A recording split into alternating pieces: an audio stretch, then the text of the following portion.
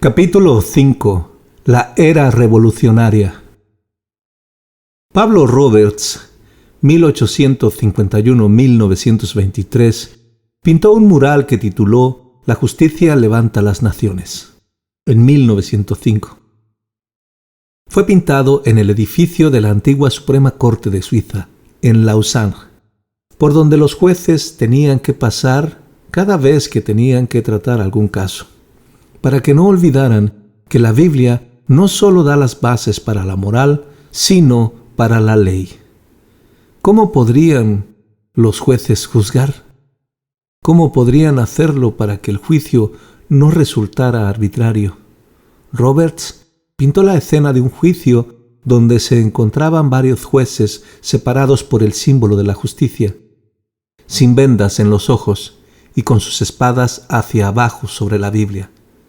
La justicia aquí no es ciega y su espada no apunta hacia arriba, sino hacia abajo, es decir, a la Biblia, la ley de Dios.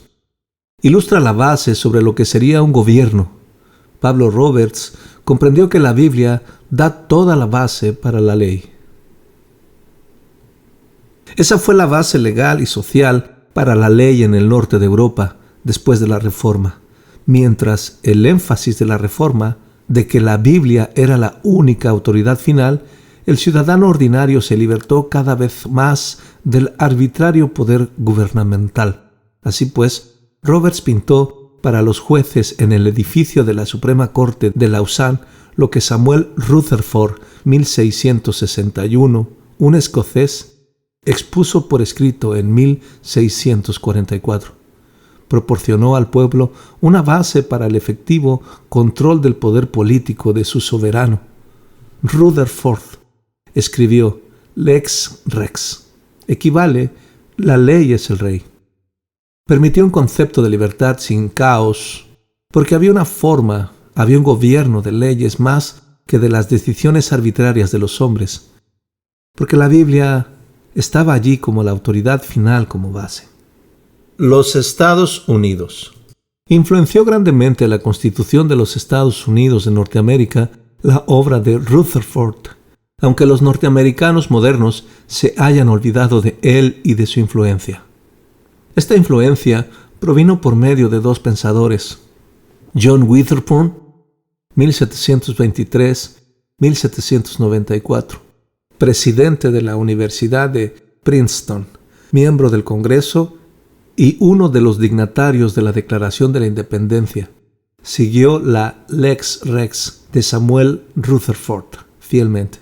John Locke, 1632-1704, filósofo inglés que enfatizó los derechos inalienables, el gobierno por consenso, la separación de poderes y el derecho a la revolución. Locke no tuvo el fundamento cristiano de Samuel Rutherford, pero partió de él y lo secularizó.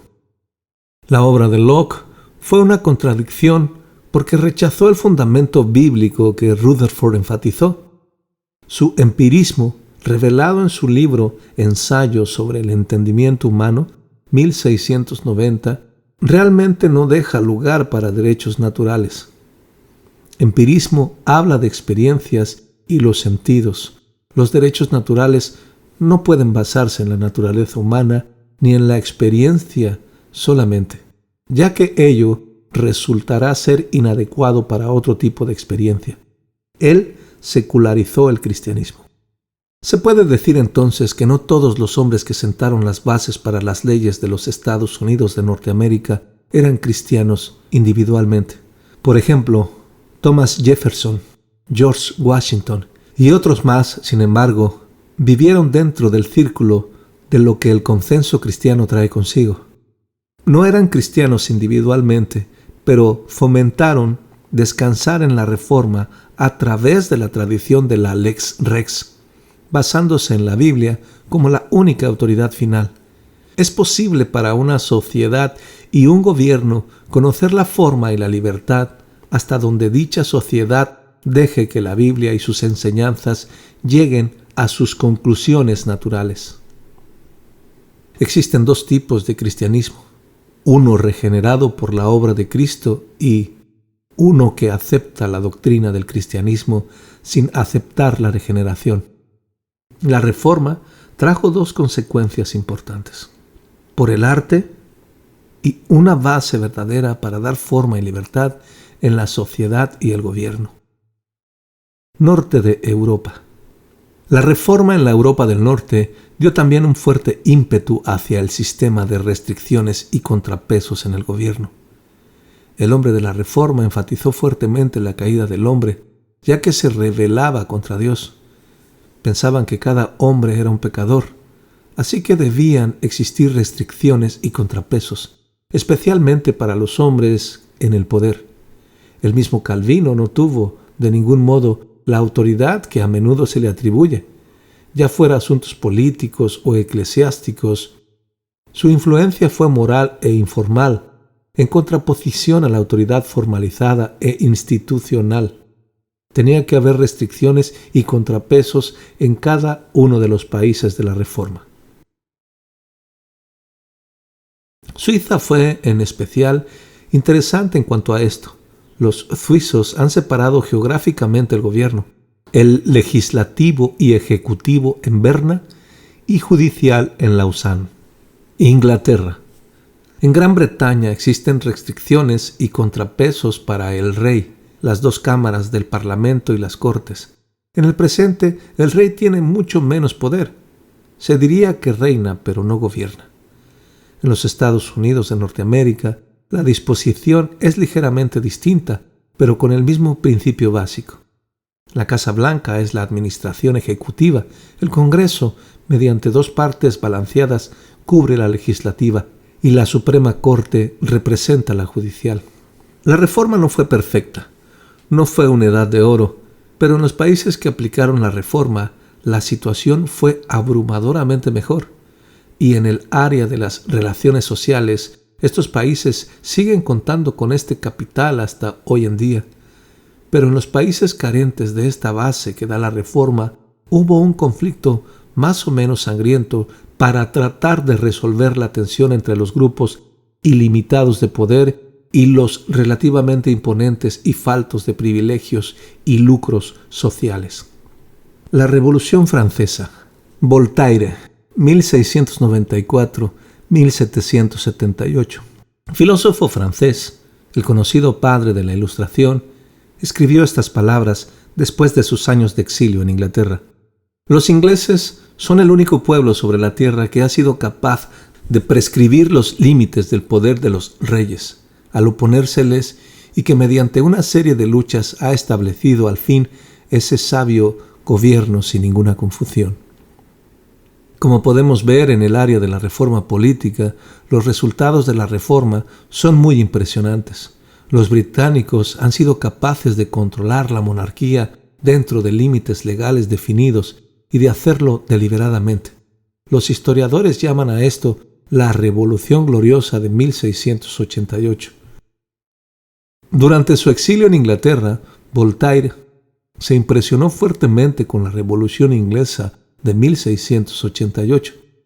Y cuando la Revolución Francesa trató de establecer las condiciones inglesas, pero sin las bases de la Reforma, las cuales dieron libertad sin caos, empleando la base de la Ilustración humanista de Voltaire, el resultado fue un baño de sangre y abrió las puertas al gobierno autoritario de Napoleón Bonaparte, 1769-1821.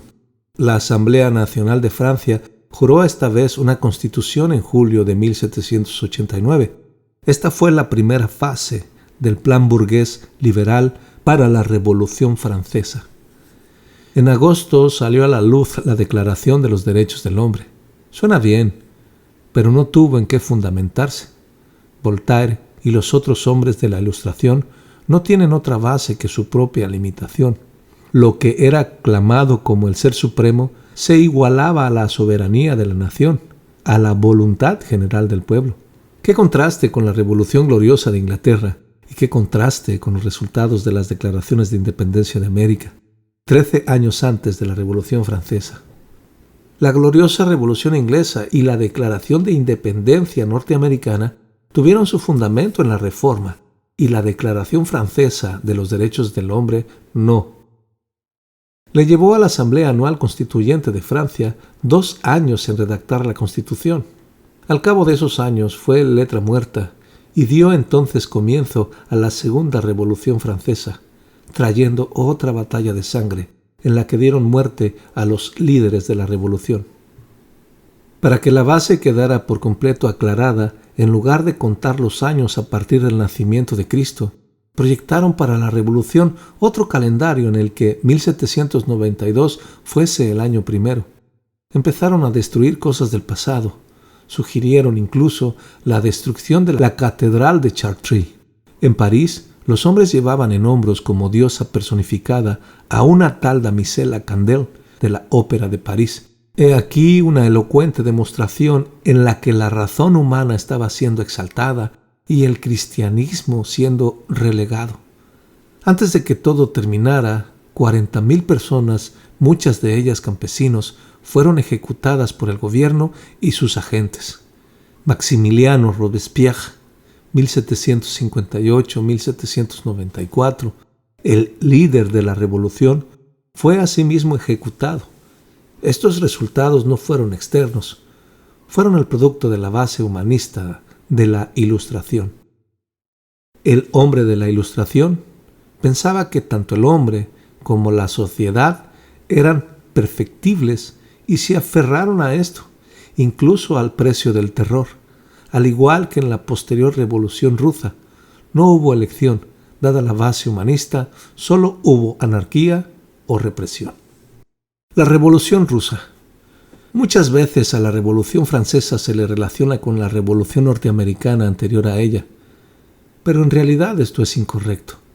La Revolución Norteamericana está relacionada con la gloriosa Revolución Inglesa, y por parte, en contraste, encontramos que la Revolución Francesa estuvo muy ligada a la Revolución Rusa, y entonces para 1799 Napoleón llegó a gobernar como élite de un solo hombre, como Lenin lo hizo después en Rusia.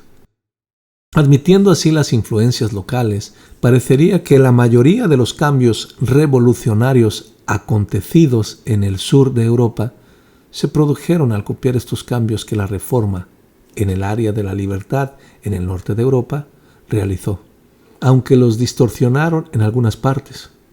Cuando pensamos en la Reforma y lo que trajo consigo en el norte de Europa, surge un tremendo contraste respecto a lo que los países comunistas han producido y siguen produciendo, hasta antes de la caída de la Unión Soviética. No olvidemos que los comunistas, marxistas, leninistas difícilmente pueden defender su causa, ya que solo han llegado al poder y continúan en el mismo mediante una base materialista que ha conducido a la represión. Tampoco debemos olvidar que no fueron estos líderes rusos quienes hicieron el llamado a la libertad en Rusia. El llamado fue hecho por el príncipe George Lvov, 1861-1925, como primer ministro, y después por Alejandro Kerensky, 1881-1970, un reformador social, pero no leninista. En la Revolución de febrero de 1917, Lenin, Trotsky y Stalin se apoderaron de esta revolución hecha por otros y establecieron una regencia de represión desde el principio. Los bolcheviques, que eran un porcentaje pequeño de la población rusa, constituían un cuarto de la Asamblea Constituyente que fue convocada para noviembre. Cuando la Asamblea se reunió por primera vez en enero de 1918, los bolcheviques la dispersaron por la fuerza. Esta fue la primera y la última libre elección en Rusia. A partir de entonces, la represión entró de lleno, no solo en la vida y libertad políticas, sino en todos los ámbitos de la vida. A esto se le llamó la dictadura temporal para el proletariado. Con el tiempo, ha probado ser, en realidad, la dictadura permanente de una pequeña élite. La base comunista no ha logrado producir en ninguna parte la libertad obtenida en Europa del Norte con la Reforma. Inconsistencias de la Reforma. La riqueza brindada por la Reforma en el área de la sociedad y el gobierno no debe ser minimizada por el hecho de que en alguna parte, en donde el consenso producido por los hombres de la Reforma fue menor. Fue menos consistente de lo que debía haber sido. No obstante, el fundamento bíblico proporcionó absolutos sobre los cuales combatir la injusticia. En cambio, el humanismo no tiene manera de decir por qué ciertas cosas son correctas y otras incorrectas, ya que para el humanismo lo único que existe es el universo impersonal y este es silencioso y neutral. Respecto a lo correcto e incorrecto y a lo cruel y no cruel, uno no tiene manera de poseer absolutos, por tanto, es incompatible con su propia posición. El humanismo, tanto en la vida y moral privadas como en las políticas, está sometido solo al arbitrario, ya que no tiene base para lo correcto o incorrecto. Las leyes pueden ser cambiadas mañana por otro absoluto arbitrario o por consideración de la pura conveniencia. Hemos visto lo que pasa en aquellos lugares que no tuvieron absolutos bíblicos y que no tuvieron la Reforma como base. Pero no debemos olvidar que a través de los siglos se desarrollaron debilidades en aquellos sitios que sí tuvieron a la Reforma en su historia. Las personas a menudo no actuaron de acuerdo a la Biblia y su enseñanza que según ellos seguían. Los cristianos actuales tienen que compadecerse profundamente de todos los lugares donde hubo inconsistencia cuando la Biblia y la cristiandad tuvieron mayor influencia sobre la sociedad de la que tiene hoy. Claro está que la justificación más efectiva depende de los cristianos actuales, al actuar más consistentemente con la Biblia y sus enseñanzas en estos puntos cruciales. Había varias áreas en las que la Biblia no era seguida como tenía que haber sido, sobre todo en dos áreas. Una noción deformada de la raza. La esclavitud basada en la raza fue la más flagrante afrenta que se sigue hasta nuestros días. El uso no compasivo de la riqueza acumulada. Se usó las riquezas cruelmente como medio de supervivencia del más apto.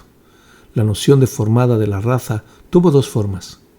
La esclavitud basada en la raza fue desde luego el atentado más flagrante y desgraciadamente sigue siéndolo hasta el tiempo presente, aunque en menor grado. Los árabes tratantes de esclavos capturaban a los africanos a quienes más tarde vendían.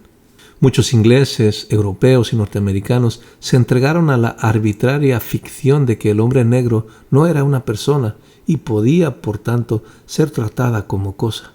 Los Estados Unidos deben soportar una crítica especial, ya que la esclavitud basada en la raza continuó hasta fecha muy reciente, pero en cierta manera menor continúa hoy. No podemos pasar por alto las condiciones que existieron en estos barcos de esclavos, entre los que muchos miles murieron cruzados los mares, ni tampoco el trato que estos seres humanos recibieron a menudo. La esclavitud basada en la raza y el prejuicio racial son erróneos. Debemos recordar que ambos estuvieron presentes cuando los cristianos tuvieron mucha más influencia en el consenso de lo que hoy tienen. La Iglesia como tal no abogó lo suficiente, más bien diríamos que guardó silencio, mostrándose indiferente y carente de sensibilidad social ante situaciones tan dolorosas que el mundo protagonizaba. La Revolución Industrial. El comienzo de la era industrial lo constituyó el control de la potencia del agua en nuevas formas. Después del agua se controló el vapor. Esta era perteneció a los inventores y a los ingenieros. La industrialización produjo un flujo continuo de mejores cosas. Por ejemplo, mejor cerámica, mejor máquina o motor, etc. Y una constante corriente de más bienes para todos. Si la industrialización hubiese sido acompañada de una distribución compasiva de la riqueza y un énfasis en la dignidad de cada hombre individual, ambas ideas enfatizadas en el Antiguo y Nuevo Testamento, la revolución industrial hubiese sido, sin duda, para bien. Desafortunadamente no se habla a menudo de estos dos puntos cruciales. Hubo actos de caridad individual, ayuda a los pobres, pero la Iglesia simplemente guardó silencio respecto al mandato de la Biblia, del uso compasivo de la riqueza acumulada, tanto en Inglaterra como en otros países. No hay duda, al parecer, que la mayoría de la gente no estaba peor que antes, principalmente en las necesidades básicas de la vida, sino que la riqueza producida por la revolución industrial, por lo general, no era usada con compasión. Los barrios bajos proliferaron alrededor de las ciudades industriales. La labor promedio era 12 a 16 horas. Las mujeres y los niños eran especialmente explotados. La razón principal por la que la Iglesia debería haber hablado sobre estos abusos con resolución y claridad es que la Biblia así lo manda. Si la Iglesia hubiese hablado con claridad contra el uso cruel de la riqueza como una clase de supervivencia del más apto, tal vez este concepto no hubiese sido aceptado de inmediato, pero con el tiempo hubiera limitado la injusticia de la revolución industrial. La Iglesia no se pronunció claramente. El utilitarismo enseña que la medida de toda cuestión ética se reduce a su utilidad. La utilidad como principio de la moral. Lo bueno se confunde con lo útil y la moralidad de una acción depende de su éxito. La utilidad por lo común se entiende en el sentido de colectivo. Diccionario Mentor.